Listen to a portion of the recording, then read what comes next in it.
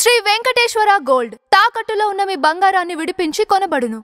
రామోజీరావు గారి శిష్యుడుగా నిజంగా నేను ఇవాళ ఆయన రామోజీరావు శిష్యుడున్నా. నేను ఆ మహానుభావుడు ముందే ఊహించి అనేక రకాలు పెట్టాడు. ఆయన సక్సెడ్ లెజెండ్ అయ్యాడు. ఆయన మహానుభావుడు కీర్తి రామోజీరావు గారు మళ్ళా ఆయన బాటలో పయనిస్తున్నాడు. ఈయన ఈ రవిశంకర్ గారు అలా మున్ముందుకు వెళ్ళాలని కోరుకుంటూ థ్యాంక్స్ అండి. నమస్కారం మీకు. మా రమణ సార్ని కోరుకుంటున్నా. మాతృభాష చాలా గొప్ప చెప్పారు అందరూ. ఎస్, మన తెలుగు వాళ్ళమే. ఎస్, అయితే మన రవిశంకర్ గారు కూడా తెలుగుని పెట్టి వెనకాల పక్కన వన్ అన్నాడు. ఆయన గుర్తు పెట్టుకోండి. వన్ ఇంగ్లీష్లో పెట్టాడు. ఆయన తెలుగు అని రాశాడు. ఆయన తెలుగు ఒకటనలా, ఆయన తెలుగు మొదటి స్థానం అనలా, తెలుగు వన్ అని మళ్ళీ ఇంగ్లీష్లో పెట్టాడు. వన్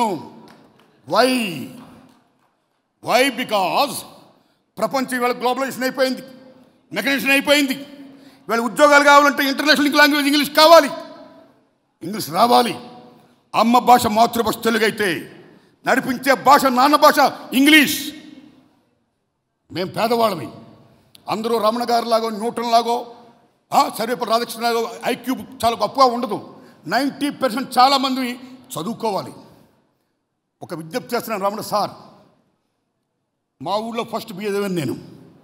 ఆ రోజుల్లో మీరు నమ్మండి, మాలాంటి పేదవాళ్ళందరం కూడా ఇంగ్లీష్ రాక చాలాసార్లు ఫెయిల్ అయ్యాం.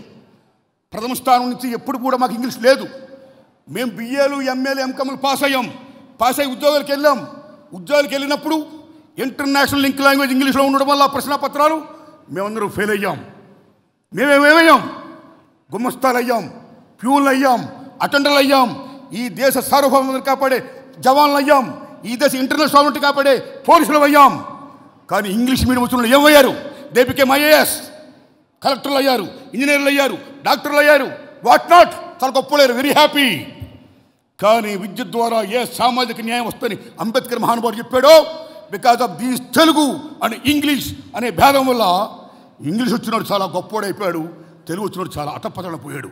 అది కాకోకుండా ఉండాలంటే, విద్య ద్వారా సామాజిక న్యాయం కావాలంటే ప్రాథమిక దశ నుంచి తెలుగుతో పాటు ఇంగ్లీష్ కూడా బోధించాలని నేను కోరుకుంటున్నా. కాబట్టి పెద్దలు మీరు కూడా దయించి మమ్మల్ని ఆ యాంగిల్లో మాట్లాడి ప్లీజ్ నెక్స్ట్ సభలో ఇంగ్లీష్ కూడా మరవద్దని చెప్పండి. రమణ సార్, మీ దండం పెడతా.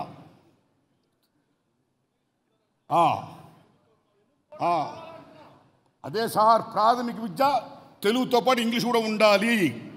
This my humble request, please. Anyhow, చాలా ధన్యవాదం. చాలా గొప్ప అవకాశం నాకు ఇచ్చారు. థ్యాంక్స్ రవిశంకర్ గారు, థ్యాంక్స్ ఎ లాట్. మీకు తెలుసు, ఆయన ఉపన్యాసంలోనే చెప్పాడు ఏమని, ఇవాళ సోషల్ మీడియా అదేవిధంగా యూట్యూబ్ ఛానల్స్ ఇవన్నీ కూడా బాధ్యతారాహిత్యంగా ప్రవర్తిస్తుందనేటటువంటి విషయాన్ని. ఇవాళ విజ్ఞానం, సైన్స్ అండ్ టెక్నాలజీ అభివృద్ధి చెందిన తర్వాత, శాటిలైట్స్ వచ్చిన తర్వాత మనం ప్రపంచంలో ఎక్కడున్నా కూడా సమాచారాన్ని 24 గంటల్లో అందుకోగలుగుతున్నాం. అది చాలా మంచి పరిణామం. అదే సందర్భంలో మనం ఉన్నటువంటి అవకాశాలని ఎంత దుర్వినియోగం చేస్తున్నాం, ఏ రకంగా సమాజం అది ఎఫెక్ట్ అవుతుంది అనేటటువంటి విషయాన్ని కూడా మనం ఆలోచించాలా.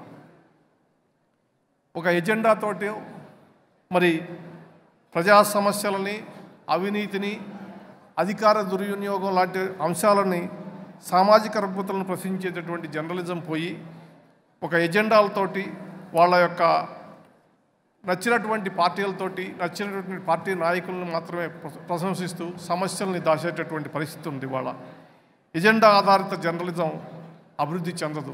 దానివల్ల సమాజానికి మేలు జరుగుతుంది. మరి మీకు నచ్చినటువంటి ఒక పార్టీ కానీ ఒక నాయకుడినో కానీ అతిగా పొగట్టడం వల్ల, లేనిది ఉన్నది అని చూపించడం వల్ల, అభూత కల్పనల వల్ల, అబద్ధ ప్రచారం చేయటం వల్ల వారు సాధించినటువంటి విజయాలను కూడా మరుగున పడిపోయేటటువంటి ప్రమాదం ఉంది.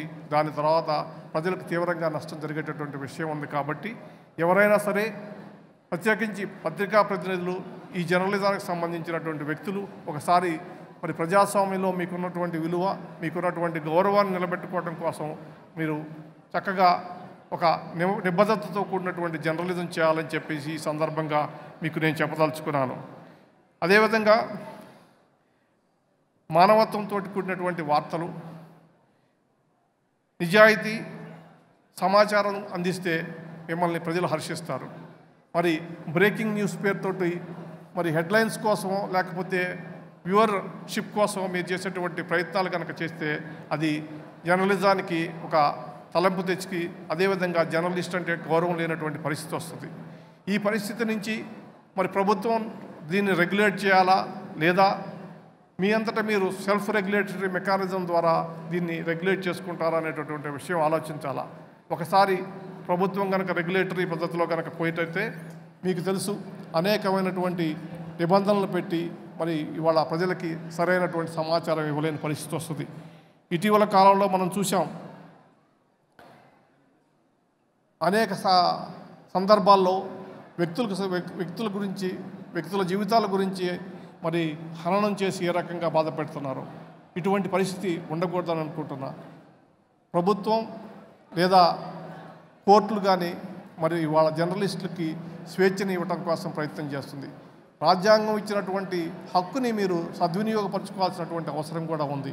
కాబట్టి ప్రత్యేకించి మీడియా సోషల్ మీడియా కానీ ఈ యూట్యూబ్ ఛానల్స్ ద్వారా నడిపేటటువంటి సంస్థలు ఒక గొడుగు కింద వచ్చి వాళ్ళంతటా వాళ్ళే సెల్ఫ్ రెగ్యులేటరీ విధానం ద్వారా వారు మరి కంట్రోల్ చేసి నిజాయితీతో కూడి నిబద్ధతతో కూడినటువంటి జర్నలిజాన్ని విలువల్ని నిలబెడతారని చెప్పేసి ఆశిస్తూ ఈ యొక్క సందర్భంగా జర్నలిస్టులకి ఒక విషయం చెప్పదలుచుకున్నాను. మీరు ఏదైనా వార్తలు రాసేటప్పుడు ఏదైనా కూడా ప్రిన్సిపల్స్ ఆఫ్ న్యాచురల్ జస్టిస్ అంటే మీరు ఏదైనా వ్యక్తి గురించి ఏదైనా రాయదలుచుకుంటే అతనికి ఒక అవకాశం ఇచ్చి ఆ న్యూస్ని కనుక మీరు కనుక పబ్లిష్ చేస్తే న్యాయం జరుగుతుందని అనుకుంటున్నాను.